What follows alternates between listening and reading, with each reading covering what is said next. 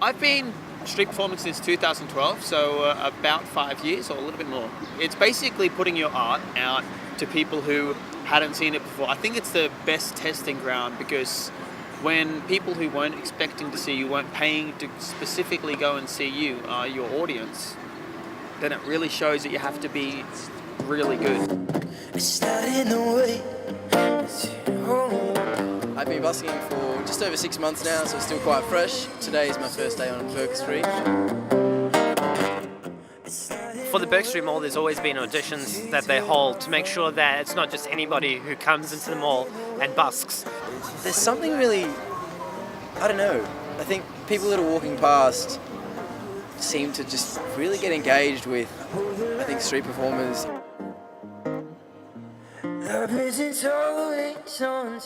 Now what they're saying is they want to publicly audition people to get them in.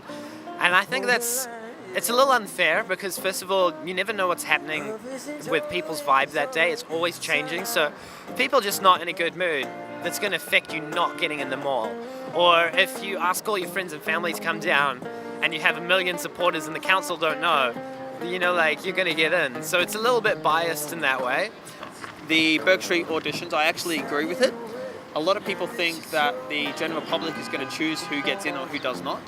That's not the case. The case is the street performances will be held on Burke Street, so it's the same environment that you'll actually be performing on when traditionally it's just been in a building in the council. So it's going to be held the exact same. It's going to have the same panel of people writing down what they like, what they don't like, and asking questions, but it'll just be in a more public place so people can see it and see the variety of acts that are actually possibly going to be on Burke Street. When we first started, we weren't the best band, but we were accepted into the mall because we had something, and over time we kind of worked at our craft. And now, we'd probably pass a public audition, but back then we may have not. So it's a really good place to kind of learn and kind of grow as a musician as well, and just letting people come in through a public audition, it doesn't seem right. They're also trying to stop people who make something at home get a different permit, and I agree with that completely because they take up too many spots of the normal performers. Like you'll see 5 people in a row selling spray-painted vinyls.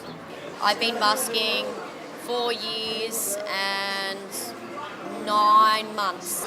The best thing is the warm feeling you get from making people happy. The surprise that they get when you say that certain things are just by donation. Busking is street theatre. Encompasses a lot of different things. It's very complicated to just lump it into one thing. And when somebody brings their act or their work out into the street and earns donations through that, I consider that busking, rather than selling a product. Or in the case of the balloon artists, yes, they sell a product, but this is a product that's going to last an hour or so. It's not exactly, it's still donation-based. The rules mean that I will have to finish busking, like my heart being ripped out, knowing that I can't do something I love, that I can't not have people enjoy what I do anymore because they don't want it here anymore, but it's something that brings colour and it brings happiness. I can't continue.